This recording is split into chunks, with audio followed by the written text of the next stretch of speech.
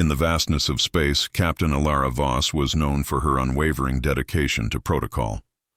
Her long black hair, always neatly contained beneath her helmet, and her steady hands at the controls of the Athena 9 had earned her respect throughout the fleet. But today was different. It started with a flicker on her sensors, a mysterious, glowing world that seemed to call to her. There were no life signs, no radio signals, just an inexplicable pull that resonated deep within her bones. Something about it felt personal. Against every regulation she'd sworn to uphold, Alara did the unthinkable. While her crew slept in their quarters, she silently prepped a shuttle and departed from the Athena 9. Her heart pounded as she approached the planet's atmosphere, knowing there was no turning back. But fate had other plans. The landing went wrong, terribly wrong. The shuttle spiraled out of control, smoke spewing from its joints as it plummeted toward the surface. The impact was jarring, but somehow she survived. Stumbling from the wreckage, Alara found herself in a world that defied explanation.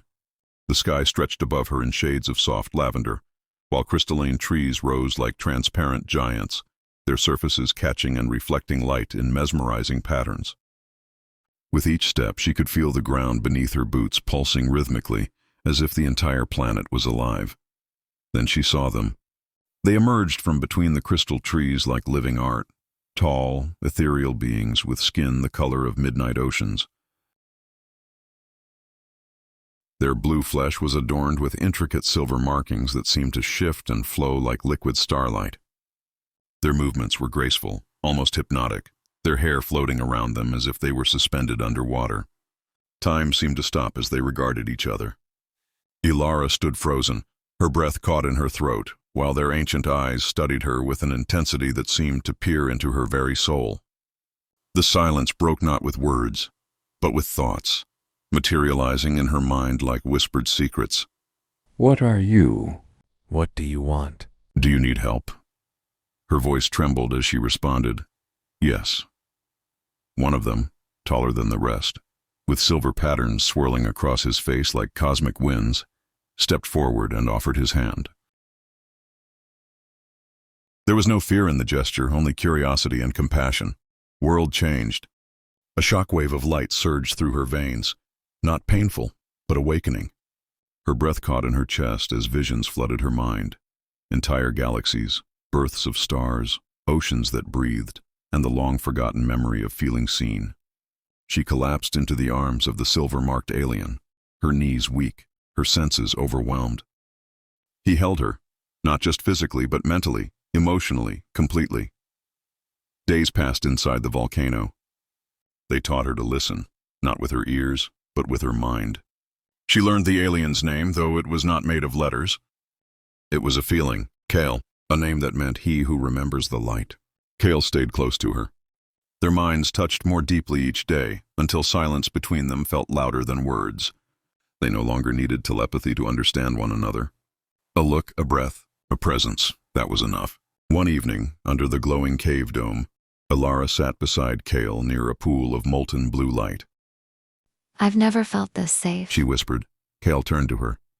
Because here, nothing is expected of you, only truth. She met his gaze. And what if my truth is that I don't want to leave? He stepped closer, placing a hand gently to her chest, over her heart. Then stay. They kissed. It was not hurried, not wild, but slow, like a planet shifting its orbit, like time folding into something new. When his fingers touched her skin, it felt like stardust was woven through her body. When she touched his, she felt warmth older than the universe itself. That night they made love, not in the way she had known it on Earth, but in a way that involved the mind, body, and soul. The crystal-lit cavern pulsed around them, the planet responding to their union with shimmering waves of energy. And the next morning the cave sang, literally. A low melodic vibration echoed through the volcano, as if the planet had sensed something. She placed a hand on her belly. Kale looked at her with glowing eyes. You carry life. No, that's impossible. We're not even the same species. But the planet hummed louder. Kale only smiled. You touched the crystal. It made you part of us.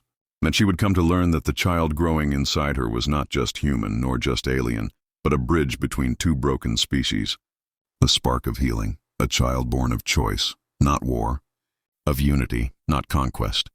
Alara had fallen from the stars looking for answers.